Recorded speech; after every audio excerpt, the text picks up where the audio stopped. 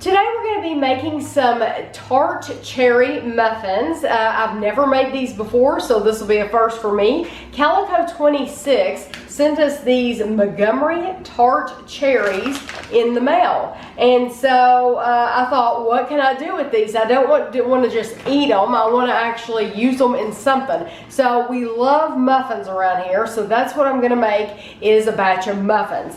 These are, they're made by Country Ovens. They're on Main Street in Forestville, Wisconsin. They are kosher, naturally fat-free. A fourth of a cup is 110 calories, but that doesn't matter to us because we're going to be using this entire bag. So first, we're gonna, I'm going to tell you the ingredients we're going to need to make the cherry muffins.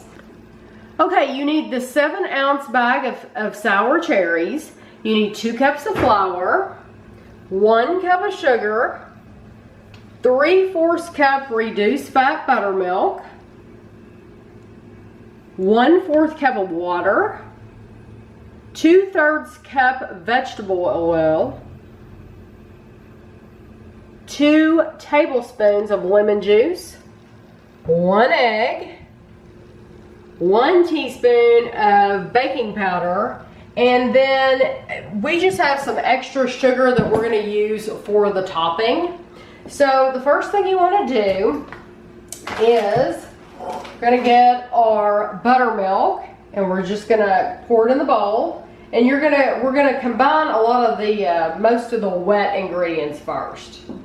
So that's your buttermilk, and then you have your water and your oil. I'll move your bowl over here so you can see. And the egg.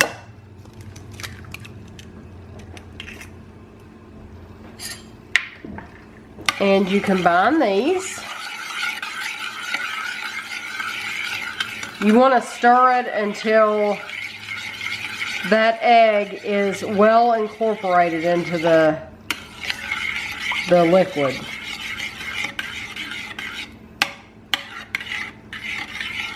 Now you want to add the lemon.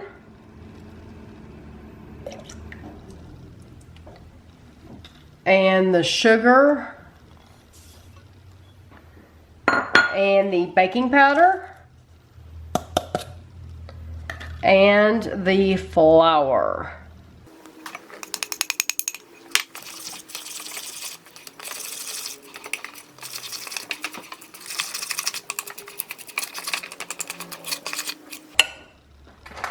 And lastly, we're going to put in our entire bag. The official name of these, by the way, is Cherry De-Lite.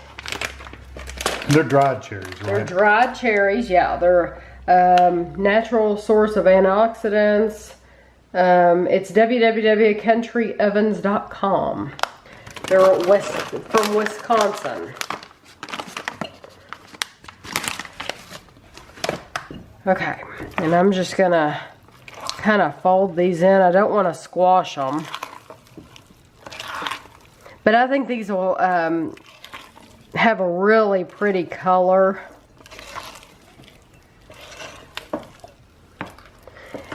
And I have some muffin cups ready to go here. I have actually greased the muffin cups, and you do that just so they don't stick. And I like to get a measuring cup and just plop it in there like this. I have my oven heating to 350. And this is a very thick mixture, I'll tell you that right now.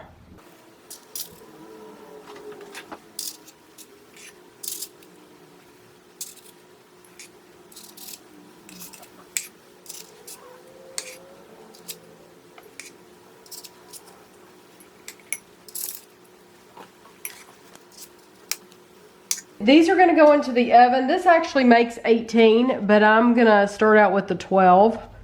And then I'll make more. But these go in the oven for 25 minutes or until a toothpick comes out clean. So that's what we're going to do. Okay, this is an optional step. I decided to go ahead and do it before I put these in the oven. You can sprinkle a little sugar on the top of each one. A little bit, not a lot. Ignore that. That one will probably get, ugh. That'll be mine. Those will probably get extra dark. I worry about them burning because I worry about the sugar burning but anyway, oh well, it is what it is. Cooking with Tammy. Okay, so we're gonna put those in now for 25 minutes. Okay, it was 25 minutes and I put a toothpick in one and it came out clean. These are very pale muffins. I'm not used to having muffins that are so pale, but by me sprinkling the sugar on top, that might be why it's so pale. So I'm gonna get us one on a plate and we're gonna try one. Okay, we're gonna split this muffin. And it's a heavy muffin. Dense. It really is dense. Oh, but it looks good. Yeah. Does it look good to you? I mean, does it look good and done to you? Yeah, it's still very dense though. It's a very heavy, dense muffin. It's very hot.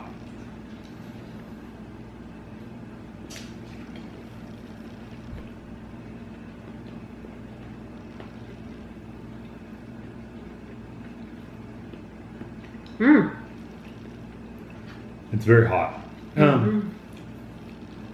It definitely is not a light and airy muffin.